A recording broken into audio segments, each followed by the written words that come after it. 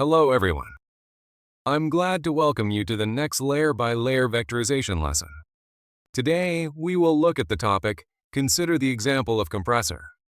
During our next lessons, I recommend using the help function, F1 button, which will describe all commands and their parameters in more detail.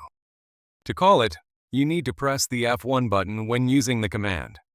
You can also open the 3DScan tutorial using the Help 3DScan button on the Point Clouds tab in the Help group.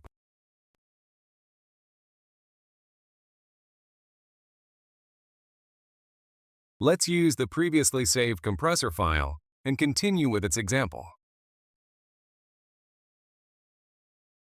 Go to the Point Clouds tab and select the View Mode command in the Settings group. In the Coloring field, we can see that we do not have an option that can fully convey information about the object since the original file was presented in text format and did not contain metadata. In this case, I recommend switching to the 3DScan tab and using the Recalculation of Normals command in the Meshes group. Call the command, and the cursor will display options for applying parameters. Pay attention to the panel on the left, where we can specify the values of neighbor count and coherent adjustment numbers. The neighbor count parameter determines the number of neighboring points around a given point used to calculate the normal, while the coherent adjustment numbers parameter determines the number of neighboring points around a given point used to adjust the normal. Let's leave these values default and select the Yes option.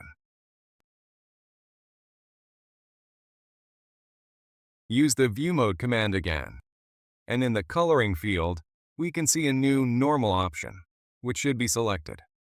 Here we have two options, half-space normals and normal as vectors. Check the box next to the half-space normals option. For more detailed information, you can use the help by pressing the F1 button. Also, set the point size to a value between 3 and 5, which will be needed when creating a UCS. Click OK. And now we need to create a UCS.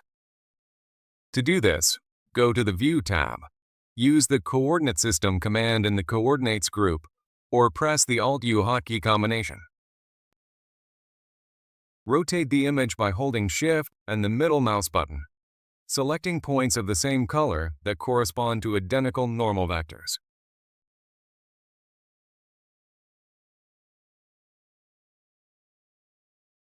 Make slight adjustments by rotating the coordinate system around one of the axes, so that when viewing from the back, the side faces are parallel to the y-axis.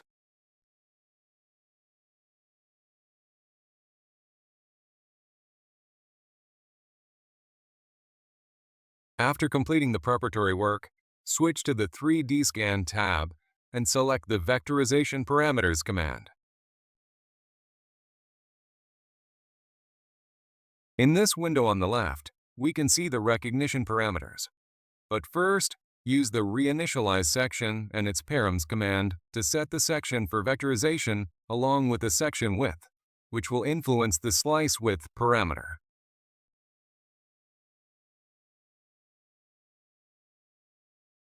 Specify the section location as follows, and continue working with the parameters on the left. Initially, I recommend you to set the section width to 1/50th of the height of the point cloud. Let's intentionally set the section width greater than the height of the object itself. For example, 250.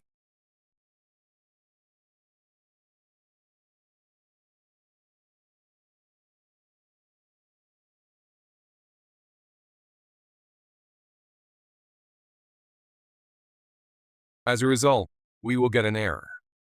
Setting an extremely small value will result in no recognition.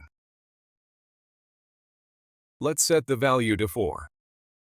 Next, disable raster display using the Show Raster button located at the top of the viewing area. The result will vary from section to section as there is no precise section location.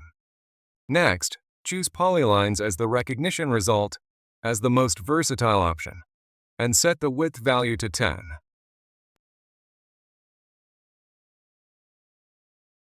We can see that by capturing more points, the contour becomes smoother, and many closed areas appear.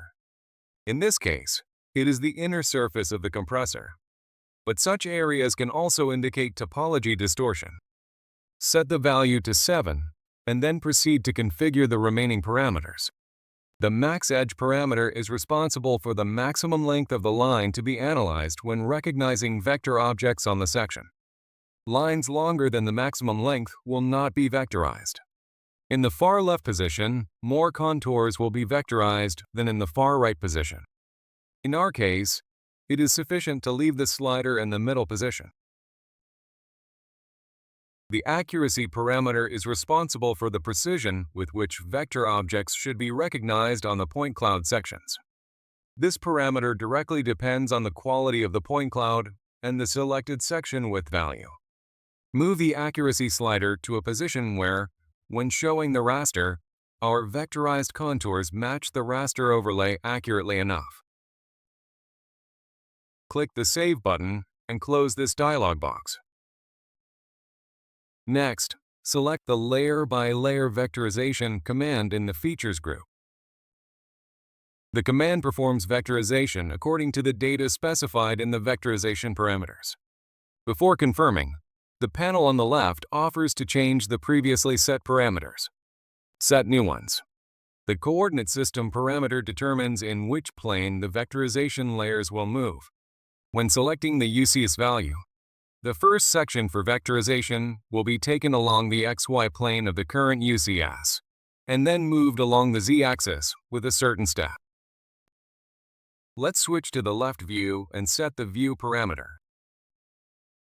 And in this case, the sections will be created one after another, starting from the plane of the current view in the direction of the gaze, and ending at the last point of the cloud.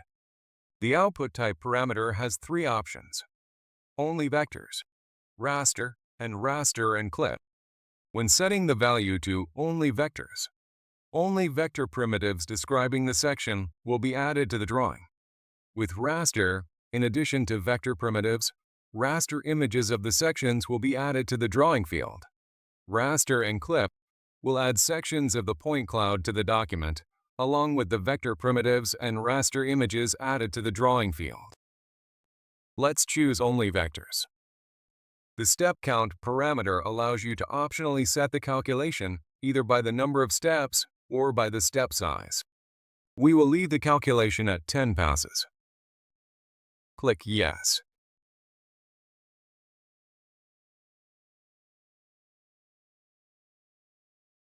And observe the result of layer by layer vectorization, hiding the object. As a result, 10 layers of polylines are created.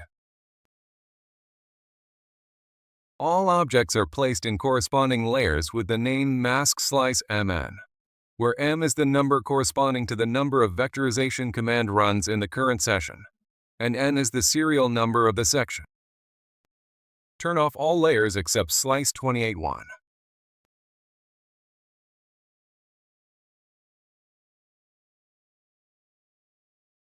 We see our section, and let's click on the hole for the bolted connection. They are recognized as closed polylines. If necessary, the object type can be changed to a circle. Turn off the Slice 28.1 layer and turn on the Slice 28.6 layer. In the Slice 28.6 layer, we see a section similar to the one on which we pre-configured layer by layer vectorization. This concludes our lesson and the main topic related to vectorization. In the next lesson, we will cover the functionality for recognizing pipelines when working with technical objects in the 3DScan program. Thank you for your attention. See you in the next lessons.